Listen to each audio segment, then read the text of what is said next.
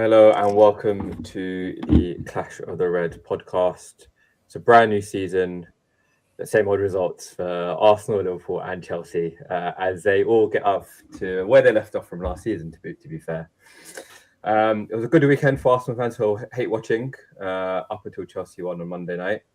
But to discuss all this, we have my esteemed guest Tamim. How are you, man?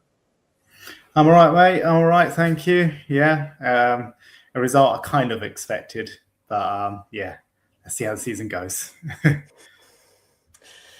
And Omar's still reeling from that shock loss at Hull on Saturday. Other than that, how are you? Yeah, not too bad. Just the same old, dealing with the down over the weekend, but otherwise, we're still surviving. Fair enough. Obviously, Zaid couldn't be with us today, but he dropped us a little video. So let's hear what Zaid has to say. Hey boys, sorry I can't be on the pod today. I just thought I would send a little video and give him my views on the Liverpool game and what's happening with Liverpool at the moment. So, I mean, a tough game to start the season, you know, playing Newcastle at home against that crowd. Obviously, Liverpool and Newcastle have a lot of history, and there was going to be obviously a very feverish atmosphere with Alexander Isak returning to his former club. So it was always going to be a tough game, and with these Newcastle Liverpool games, it's always a high scoring game, so drama was to be expected, right? But yeah, I thought you could see what Andoni Iraola was trying to do with the team. You could see him trying to imprint his philosophy and his way of playing. Unfortunately, we haven't figured out how that's going to work. Gravenberch got caught out for the first goal, potentially made the wrong decision, could have taken a shot or a better pass and potentially would have scored a goal. There was a lot of issues with the balls into the box as well, poor decision making, which affected us in terms of our options on goal. I think Cody Gakpo actually scored his goal from doing what Iraola wants his wingers to do, which is to switch wings and come in. And he was pretty much in the middle of the park at the time when he received the ball to score that goal. The first Newcastle goal was obviously a break from a Liverpool attack, but the second Newcastle goal, the goal that Joel Willock scored, that was an absolute beauty. So I can't really say much for that. That was beautifully placed by Joel Willock. And yeah, I mean, we were saved with that penalty. Thankfully, Munoz came on in the second half. Obviously, Rio didn't have a great game, but Munoz came on, and I think he was running at speed. Lewis Hall went into him, and it was in the box, so I think it was going to be given regardless. So it made sense to me that goal was given. That penalty was given, and obviously Szoboszlai stepped up, and honestly, what positioning to score that goal, score that penalty. I think he put it in a position the keeper could never have gotten to. The other thing I want to talk about was Liverpool's transfer policy and how I don't know what's going on with the club at the moment and their decision making compared to what we've done in previous seasons and how well we've played. The transfer market, I think this season it's a bit of scatterbrain.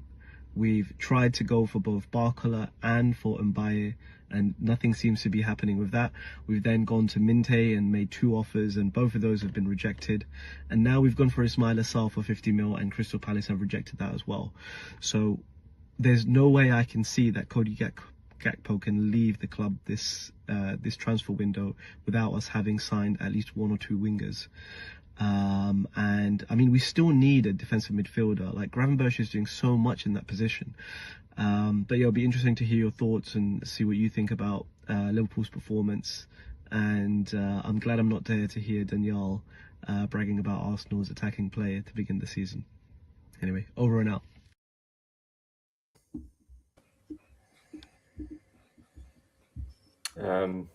I guess let's bring Omar back in. I guess the only place to start really is Tam. What's your thoughts on what Zaid said there? I echo a lot of what Zaid is saying for sure. I think so. Going into the game, like objectively speaking, I think a point away at Newcastle is not a bad result. I think maybe before the game had taken place, if someone offered me that first game of the season, I'd probably say I'd take that.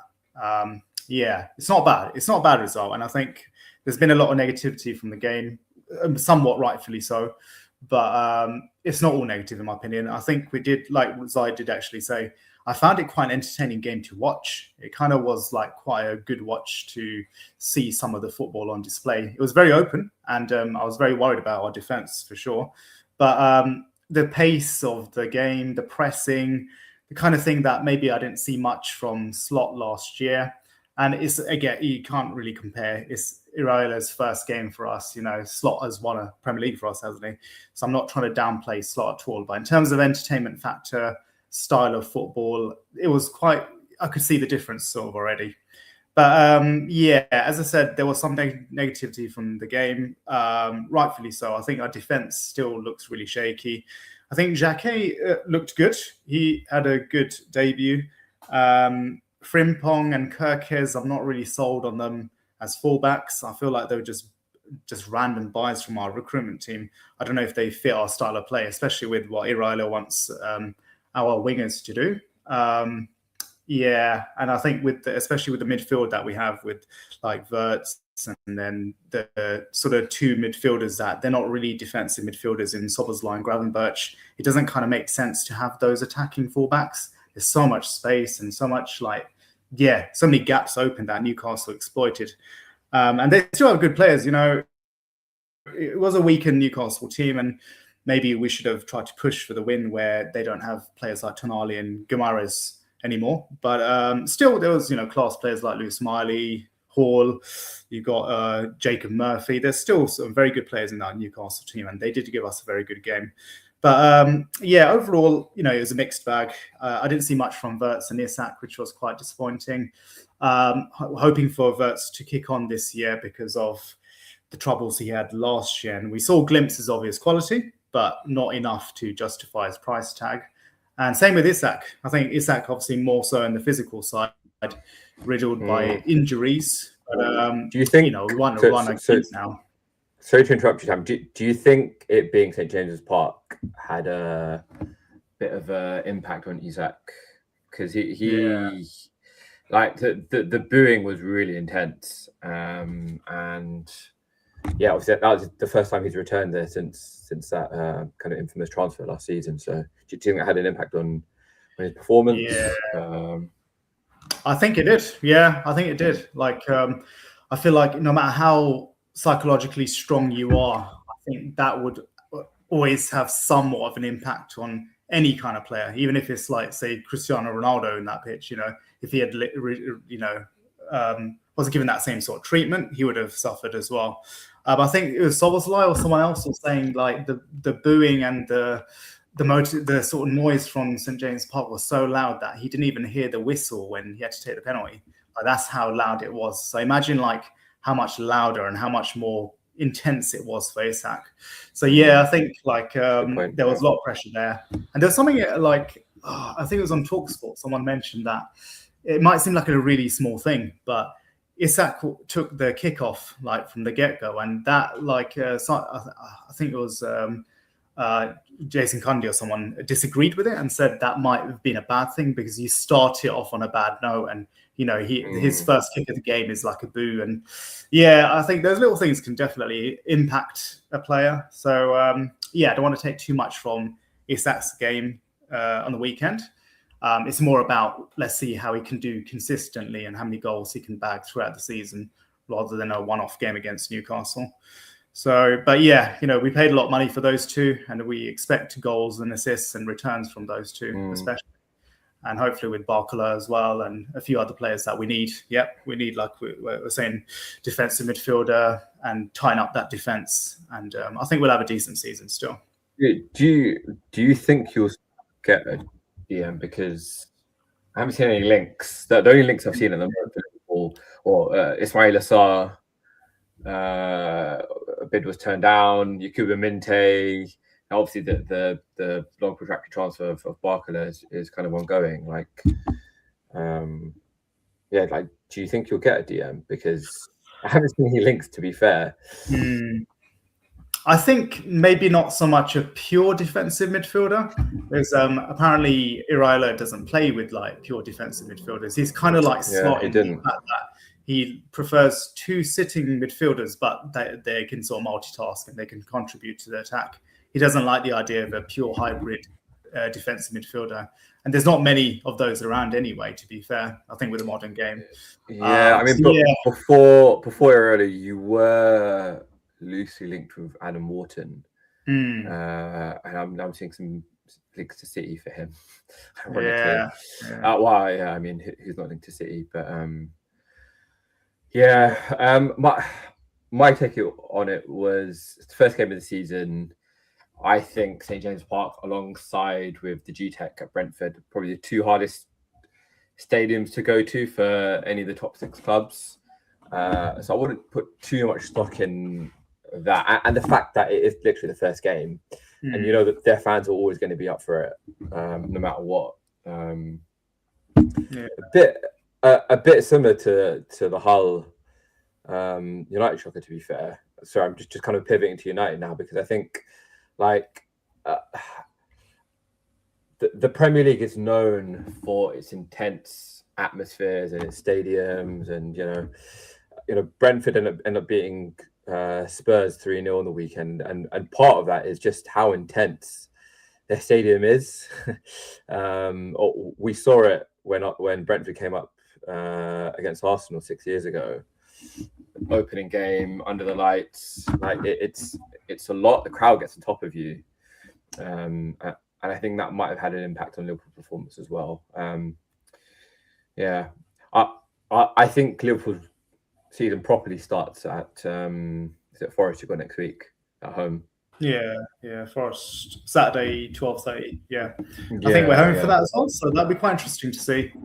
And like you said, it's the first game, but it's the second game even now. It's going to probably take a bit of time for Iraola to get his tactics going, to get this understanding what they want from him, and even from a fitness aspect as well. Like, it's been pointed out many times. Even Iraola himself pointed out, and quite a few people before him were mentioning how unfit the players were, because Slot's style of training and play and everything, there was quite a bit of a downturn in the squad stamina and fitness. I think it's going to take a few games at least to get it fully flowing with what Iraola wants, I think. Like I said, it's first game. We'll see, and recruitment-wise, if anything happens as well. Maybe a midfielder, maybe not. And some wingers, hopefully. That's definitely needed. For sure, man. For sure. Kyle, how are you, man? Long time no see, long time no hear. Hope you're good, man. I had another comment from Shaz Khan. Where is the H? I don't know who the H is, and what that's referring to. But okay. This is my friend. My friend Shaz is listening in. All right. Okay. Cool. All right, Shaz. Thanks for joining.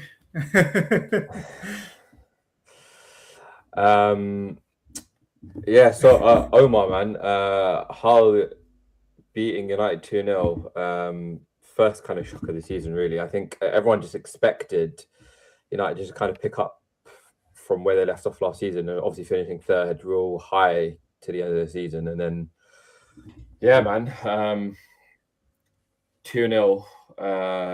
there. Like, what was your thoughts and good on the game? So I didn't watch it, but I've sort of read up on it afterwards there. And by the sounds of it, it just didn't seem like the players were up for it. Kind of feel like, from what I've read, a lot of them were still in sort of pre-season mode, not as intense as we normally can be. I think there was a bit of a switch up in that. Ahmad got injured just before a day or two before, so that probably had to change how we approached the game a little bit. That forced to push Brian Mbeumo to the wing, and then Cunha had to play as the number 9, so that sort of changed things up a bit. But even then, that's no excuse for the lack of intensity that there was there. I think the bigger thing is just the fact that we're starting off the season on a downer when really our first 2 games are against 2 promoted teams. So in theory, we should be doing well in these 2 matches there, and it's good just to get that season on a start the season on a high and get some points on the board, because I don't think getting top 4 will be as easy this year as it was compared to, well, not that it was easy last year, but I don't think it will be as simple, because a lot of the other teams will be more up for it now, particularly Chelsea. Man City will probably be hovering in that second position region, as I said in the previous pod, and then there's Liverpool's going to be there. There's a few teams, Tottenham might be up for it as well. So it's not going to be as cutthroat as it's not as going to be cut and dry as it was last season. Well, the second half of last season. Having said that, United generally tend to start most seasons quite slow. We lost the first game of last season, even though we lost to Arsenal and played well in it. I think on the Ten Hag's first season, there was the first couple of matches that we lost, and then we slowly picked up after that. Even multiple years under Ferguson, we'd start off a little bit slow, and then we'll slowly pick the momentum up as we went. Yeah, someone gave me a stat the last time United lost to Hull on the opening day or something like that. United ended up winning the league. so you never know. Like the last time we lost to Hull was in like 1970 something. Oh, right, so, okay. Yeah, so it's something along those lines there. But yeah. I wouldn't put too much stock to those stats. I don't think we're going to be up there trying to win the league anytime soon. Fair. But I think it does show just how much work we still have to do to get to that point where we could be challenging for a title. I still think it's going to be at least another 2, maybe even 3 transfer windows before we get to that point there. Yeah. Did you see the clip of Maguire marking Mazraoui? So it's just a little bit of preview there, but hopefully it's just a one-off and it's just the team trying to get back into the swing of things. We've signed Carlos Baleba, and I think if he'd been playing on the pitch, things might have been different. They'd have slightly more midfield enforcer, that sort of Roy Keane type character in the middle of the pitch that would break down their play. But even then, a bit more legs, right? But even then, Hull they did their job really well. They defended solidly. We kind of struggled with their 5-men at the back system, which is ironic because that's what sort of Amorim was sort of trying to work us towards, and it didn't really work out. And then, we actually had that against him in the preseason friendly when he played AC Milan. He had 5 at the back, and we struggled to sort of make way through that. But that was just put down as preseason. It was a preseason friendly, not putting in a lot of effort. No one wants to get injured there. Whereas in this match, we should have done better. So yeah.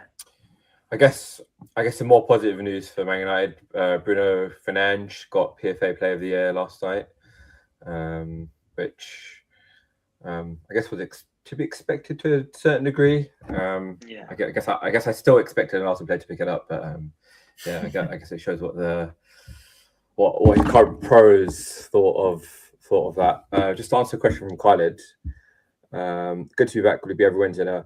No, it was just the days that most of us were available this week, Khalid. We aim for Monday nights, but sometimes it's not possible. So here we are on a Wednesday. Undeserved. Referring to the Bruno Fernandes award. So I think on that front, I think it was a case of because Arsenal had such a good season last year, and there's multiple players that could be attributed to. So Gabriel, Rice, and Raya in particular. So it kind of splits the vote on the Arsenal front. Where similar thing happened to United in the treble-winning season. It got split between you had Beckham, Giggs, Keane, etc., and then I think it might have been Bergkamp that got it that year. Oh, interesting. So okay. I'll double check. I think it was Bergkamp that got it, so I'll double check that. I think it is often the case of when you have a team with such a good squad, no one standout individual. Everybody, the team is standing out rather than a single one individual. player. It kind of splits the vote a bit. Yeah, it's a good point actually. It's a good point. Fair enough. Yeah. But yeah, I mean, He, in all credit to Fernandes, he was very, very complimentary of Arsenal in his post-match interviews as well. I think he said he voted for an Arsenal player, but he didn't want to reveal who. But yeah, also big up William Saliba, made Team of the Year 4 years running, which I guess just shows his consistency. For when he came into the league, basically 21. And now he's like 25, so like just showing his consistency to who made that like year in year out. So was he on loan before? Before he joined Arsenal, was he? You guys bought him, and then was he? Arsenal bought him in Emery's season in 2019, and he immediately went on loan for possibly 3 seasons, for like 3 seasons, yeah. Because under Arteta's first full season, he went on loan as well.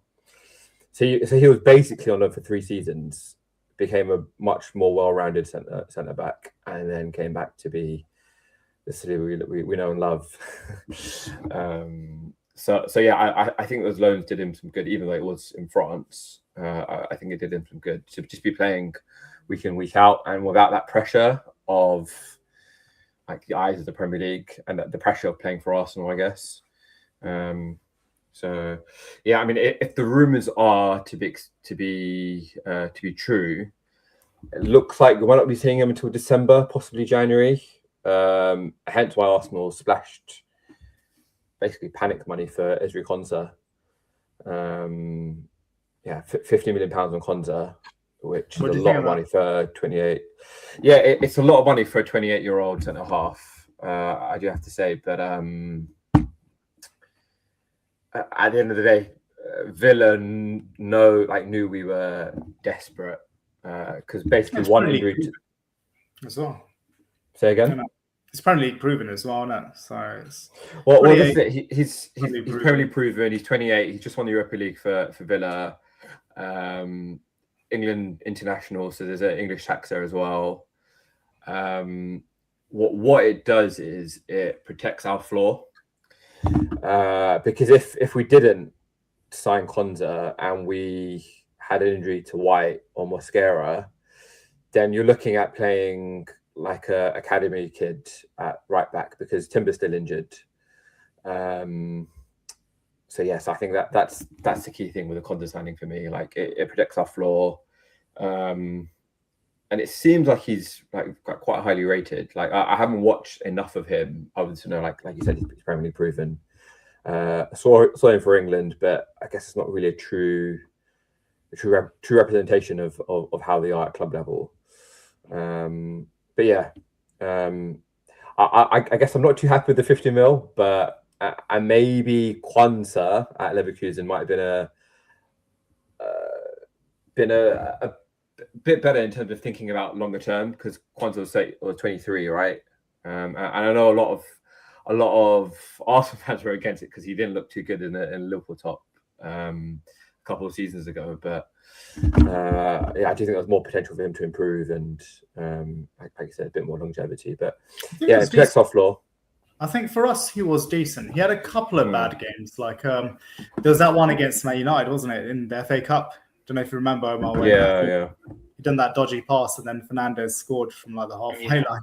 But before that, he was quality. I mean, there were times where, as a fan base, we actually we preferred him starting over Konate at some points. He was pretty decent. Good partner for Van Dijk. He was quite steady. Yeah. Nothing special, but did the job quite young, Yeah, I think, like I said, maybe long term, that would have been the better signing. But I think Konsa 28, that's not too old nowadays. 50 mil also, I don't think that's a high price nowadays as well. I think for a Premier League proven player that can fill in the gap, especially with Saliba out and protect the right back position, I think that's a decent investment, to be fair. Yeah, I think like Villa wanted 60 plus, and like the relationship between Aston Villa and Arsenal haven't been too great since allegedly since the Ollie Watkins bid a couple of seasons ago. Who now is obviously looking to go to Al Hilal, funny enough. So yeah, I don't think. Apparently, we'll see if it's true. But rumors are that there's an agreement that he won't play next week when we go to Villa Park.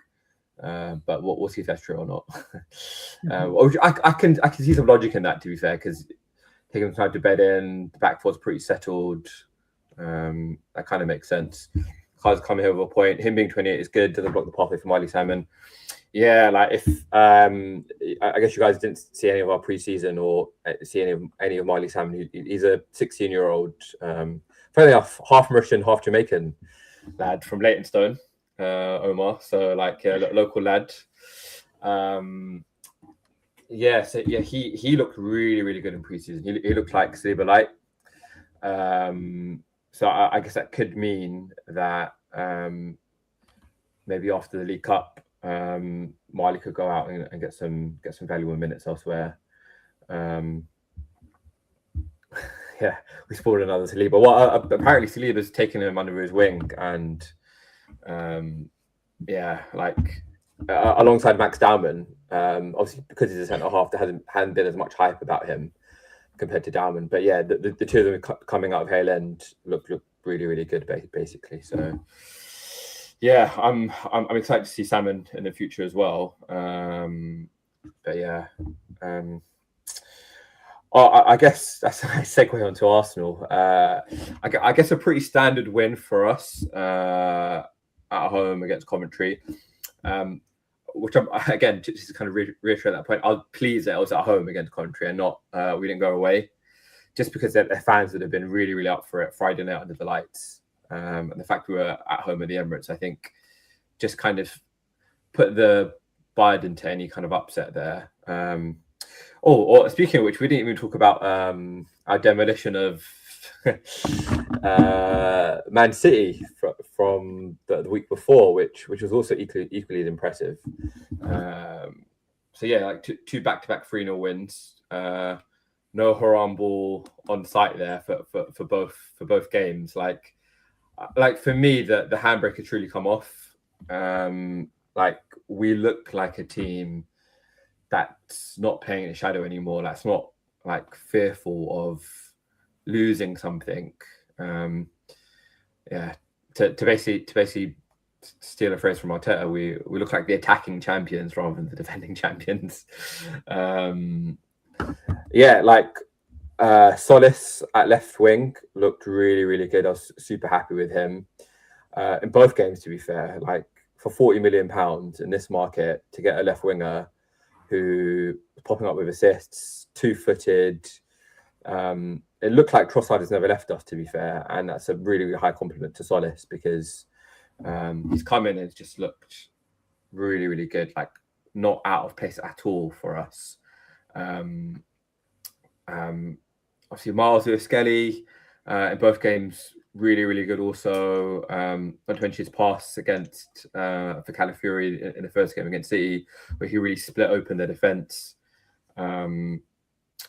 Yeah, like there's a real interesting battle I think we have on our hands here for places in that midfield. With Bruno Guimaraes being injured, I think he picked up a knock against City. And yeah, like Rice coming in, people were expecting Rice to come back after the first international break, same with Saka, but they both started the first game of the season. I guess that shows their mentality and hunger. And yeah, I think that the big talking about from an Arsenal perspective as well as Solis, was also that right-hand side. So Ødegaard, Havertz, Saka and White haven't all played together since like 2024.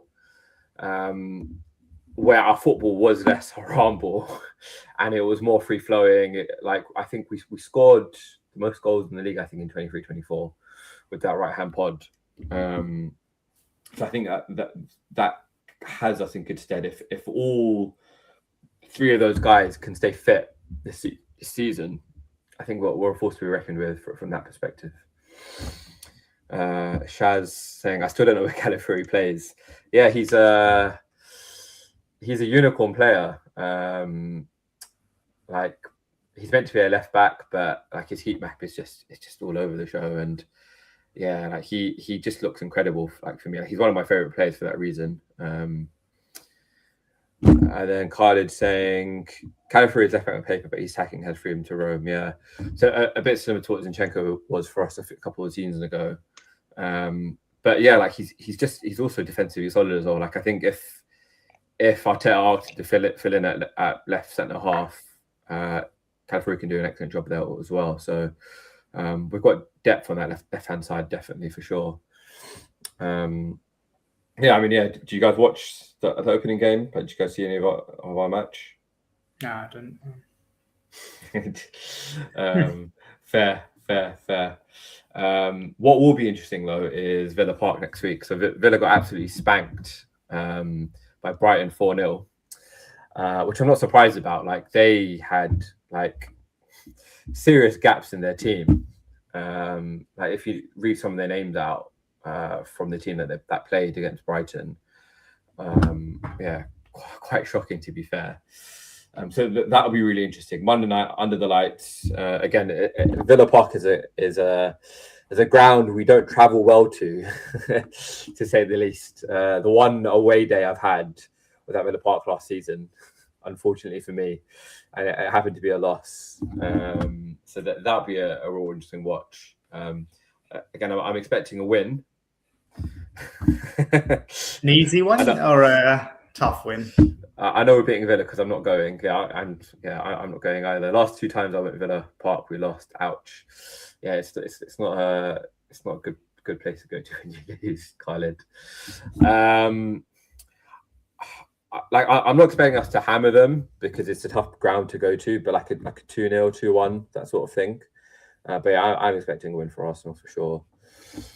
And yeah, obviously, like we still have another week of the transfer window left. Like let's talk about transfers.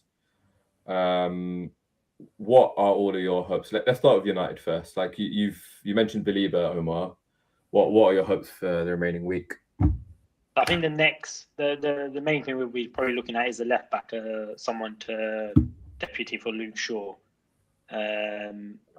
Because with the Champions League, it's unlikely that he'll be able to play twice a week there.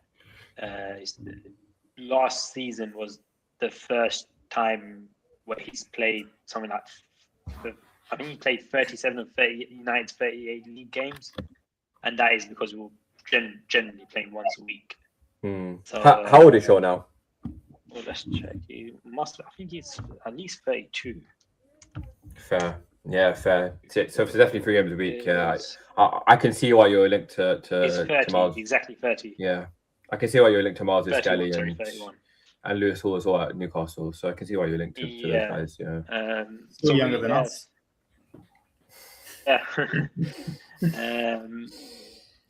But yeah, so I think that'll probably be the next priority. But yeah, as I said earlier, I still think we need like a couple at least 2 more transfer windows before we could be considered, hopefully, in with some sort of transfer fine for the league. But just with this United team, it's just so hit and miss. One season we're good, next season we're bad. So yeah, you never know what will happen. I'm gonna speak something quite blasphemous here. But let's say Man United put in £100 million bid in for Miles Lewis Skelly. Do you think that's a transfer that could happen? Yeah, I think Arsenal would take 100 million for Lewis Skelly. I don't think the United fans would be happy paying for 100 million for Lewis Skelly. Really? He's not worth 100 million. Well, I mean, if we look at this market, but like Buwadi went for 86 million, and he's not Premier League proven. Buwadi hasn't played in a Champions League final. He's World Cup proven, and French League proven. Yeah, but yeah, not. But the key point is Premier League proven, isn't it? Right? Yeah. Lewis Skelly is a great talent, I think. I mean, like if we think about market rates, if Buwadi is going for 86. And an English midfielder / left back who can play 2 positions in your squad, like surely he's worth at least £100 million. No, I don't know about if Buwadi's going for 86. But like, what makes I know you're saying the youth and the Premier League proven, but he's only played like a handful of games in Premier League, hasn't he, Lewis Skelly? He basically played the entire in 24-25. He basically played the entire season at left back for us. Fair enough. Pretty much the entire season. 100 mil. I mean, all right, I can understand a high fee. Yeah, I get that. He's a talent. He's shown it. He's been called up for England. He's not a starter for England, but he's been called up. Maybe 70, maybe 80. I don't know. At a push, maybe 80. 100 mil? I don't know. Yeah. Yeah. I think if Arsenal fans were to be accepting of that, it would have to be a number in that figure. Like anything lower than 90, Arsenal fans won't be happy at all, man. Like he's a Highlander, so like we treat Highlanders like one of our own, like our own babies, man. So like Arsenal fans are upset about the prospect of Ethan Nwaneri being sold, let alone Miles Skelly, who started the Champions League final for us. So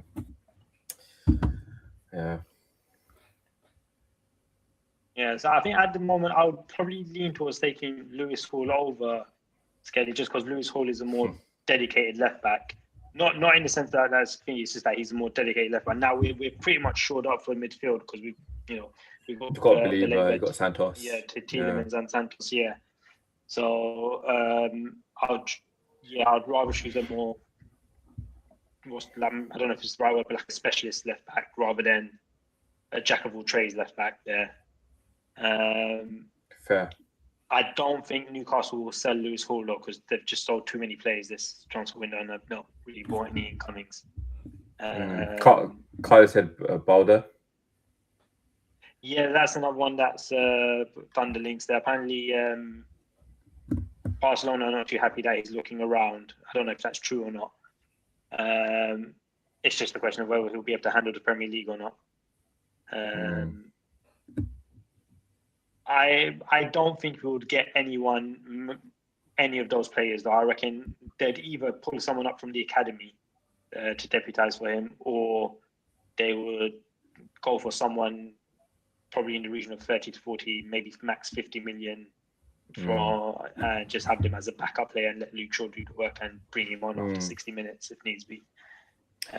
Just because we've spent a decent amount this summer and we're trying to sort of move away from that model of paying too much and sort of just accepting whatever price the clubs say. We've generally done quite well this summer with negotiating for players.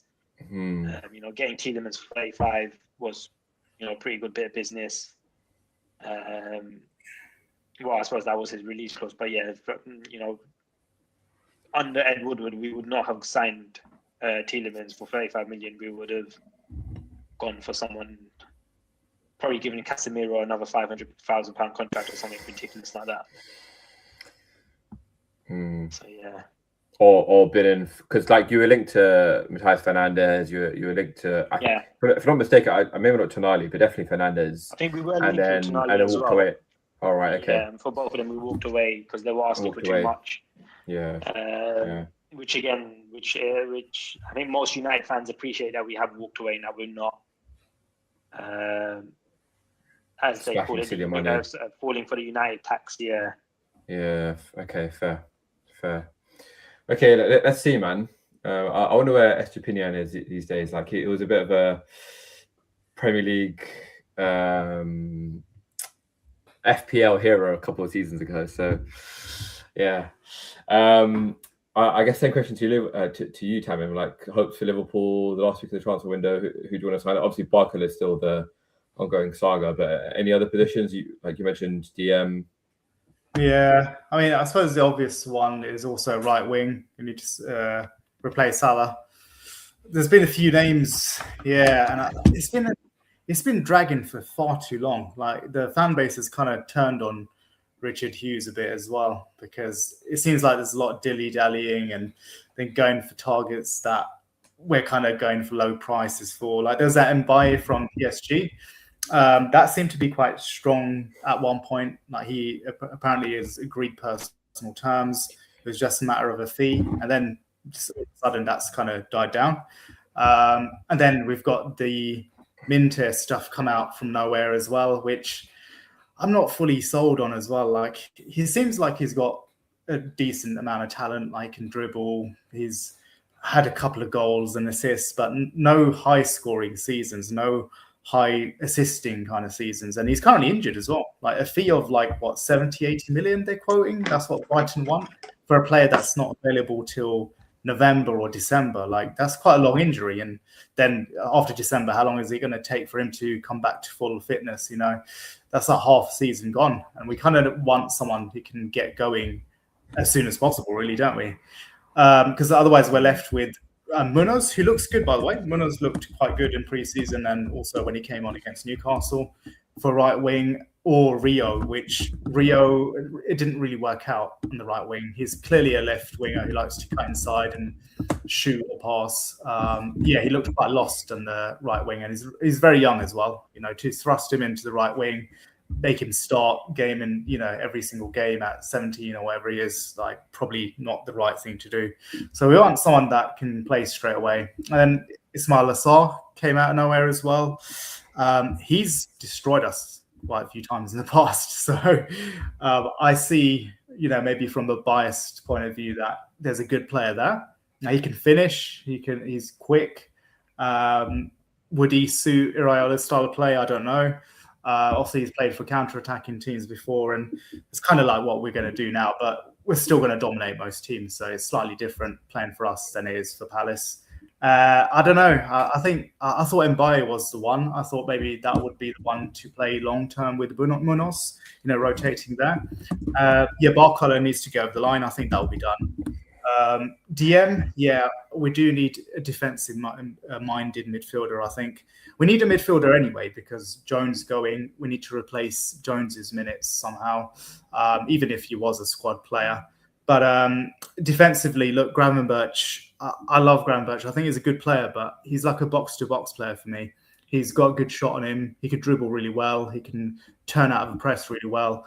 But he's not a deep-lying playmaker. He's not that ball winner. He can sort of do it. And that title winning season, you know, he was kind of doing it pretty well. But then he had Trent on the side to make, you know, to play those deeper passes, because Gravenberch can't play those deeper sort of passes. And he's kind of been exposed since Trent went.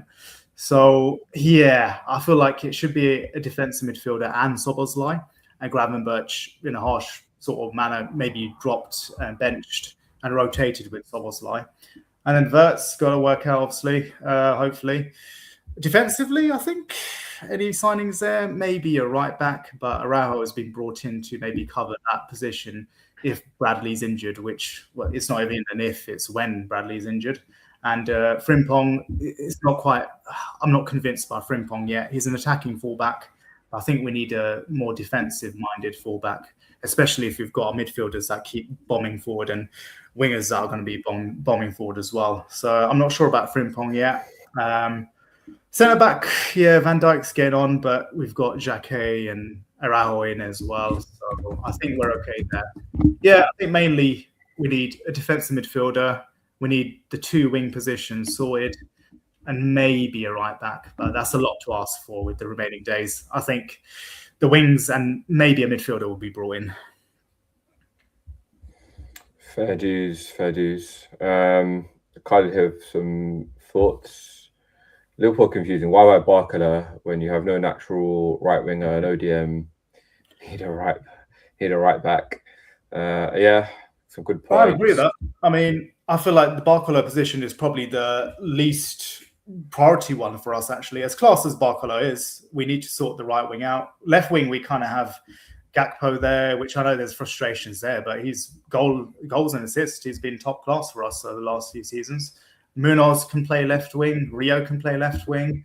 Yeah, we do need to sort the right wing out more than the left wing, definitely. And defensive midfielder. The defense in general needs more sorting than our left wing.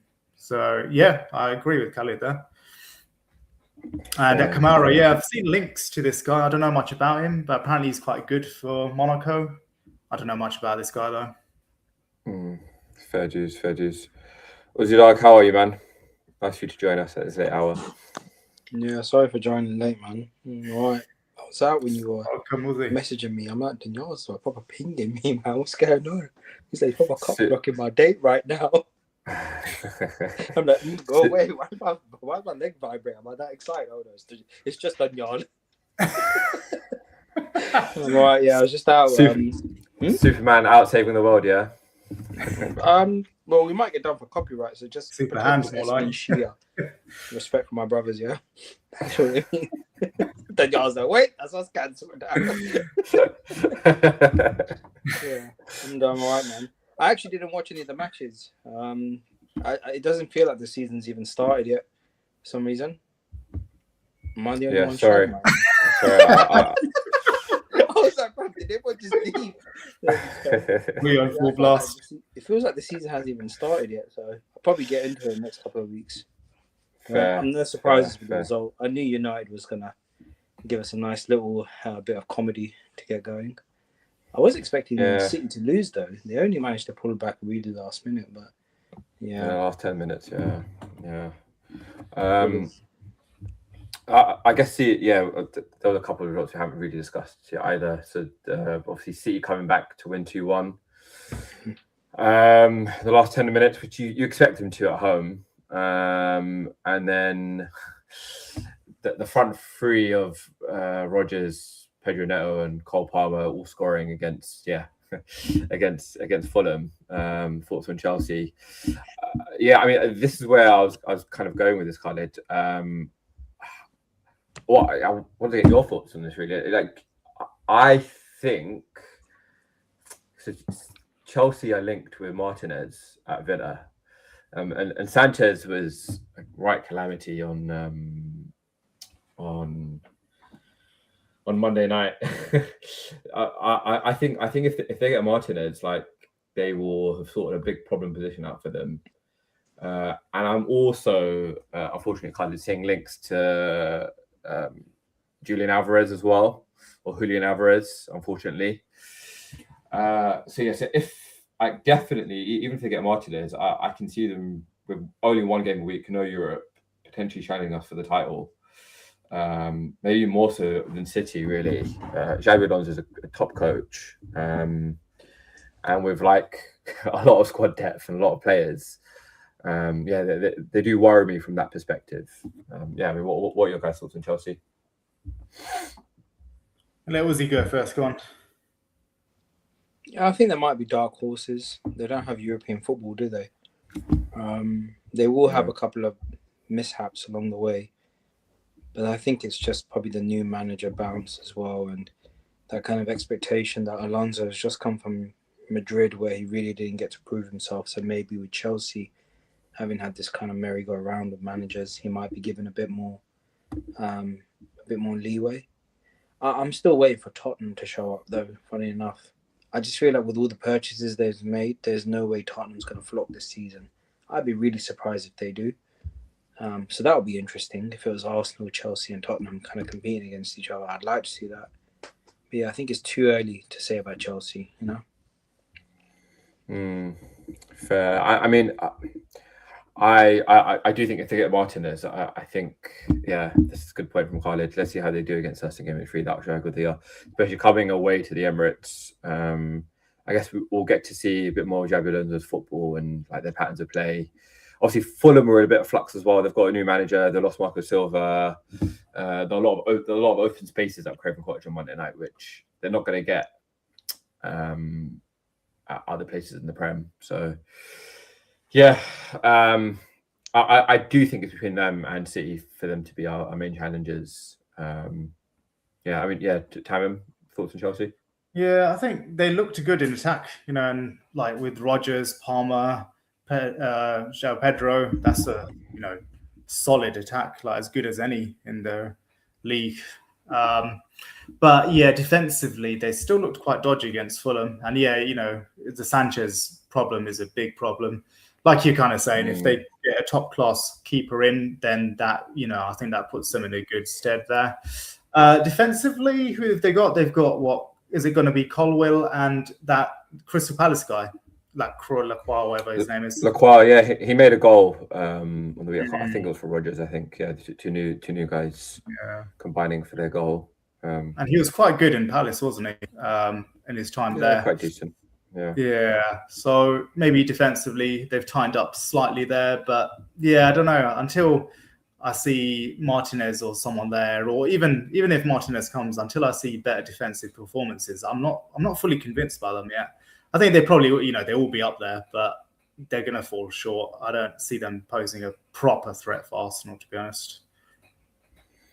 Okay. Fair dues. I'm an anxious person by nature, so I worry about Chelsea and I worry about Tottenham. Tottenham ended up beating Charlton today. I don't know what the score was it? And they've got a lovely they've got a lovely game against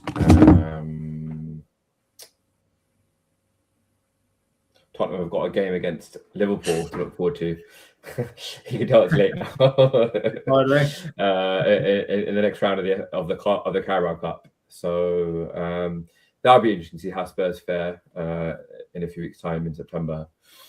But yeah, I do think Spurs and Chelsea will be there in the top 5 this year, just because of the lack of Europe. A bit like how United had last season. So yeah. Should we do some predictions and then wrap? Yeah, sure. Yeah. Who do United get next week? Ipswich at home. We should hopefully win that one, but it's a bit of a bounce back after what happened last weekend. Hopefully we'll have a bit more structure and organisation, playing at home, first home game of the season as well. So I'm predicting maybe a 2-0 win. Yeah. Dog? I'm going to say 1-1. It wouldn't be a season without there being all these mad discussions about United. Oh, no. Oh, they're turmoil. And then having the whole United is back rubbish. So I'm going to say 1-1. A bit jittery. It'll be a good performance. They'll miss out on a couple of parts, but then they'll kind of rue, oh, yeah, we should have won that. Yeah. Tamim? Have United got all the attackers? Like, is Bomo, no injuries and stuff there? So Sesko is not 100% fit. That's why he didn't play any of the pre-season, and he didn't start on Saturday. He came on about 20 minutes ago, I think. But otherwise, the rest of the attackers should be fit and firing. Fine. I'll probably go 2-0 United then. Yeah, I think they'll want to make amends for that performance, and being at home against a newly promoted side. Yeah, I think it's a 3-0 win for United. Unfortunately, Khalid agrees with me. I also think Liverpool have got Forest next week, don't they? Yeah. Shall I go first with that? Uzi, you can go first. How did Forest do last season? They're bottom half, but they're comfortable. Mid. Yeah. They're comfortable. I'm going to say 2-0 for Liverpool then. Okay. Yeah. Omar? Yeah, I would say Liverpool at home. Forest also have Glasner, new managers. Yeah. So I reckon, probably 2-0 to Liverpool. I'm gonna go. Oh, sorry, you want to go, Daniel? Yeah, I'll go 2-1 Liverpool. Forest had a good fixture against you lot last year. They won 3-0. Seem to remember at Anfield. But yeah, I click you to win, being your first home game.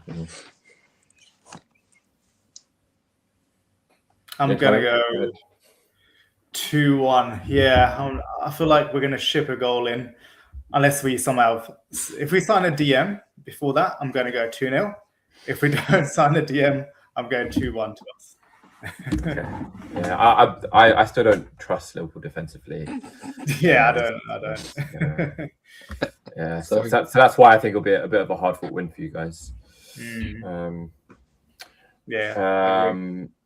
Okay, so and then Arsenal are away at Villa Park. What's your dog? Oh, they play Villa. Yeah, I suspect you guys are probably going to beat Villa 3-0. And then you're going to come up with the anti-Emery tosses. Bro, did you see how sort he was after losing 4-0? He didn't shake Hertzler's hand. Bro, you know He what? just walked off can't down the blame tunnel, him, man. You can't blame him. Since COVID, man, social distance has become a personality trait, isn't it? So I wouldn't want to shake some other guy's hand. He probably doesn't wash his hands when he goes for pee-pee, bro.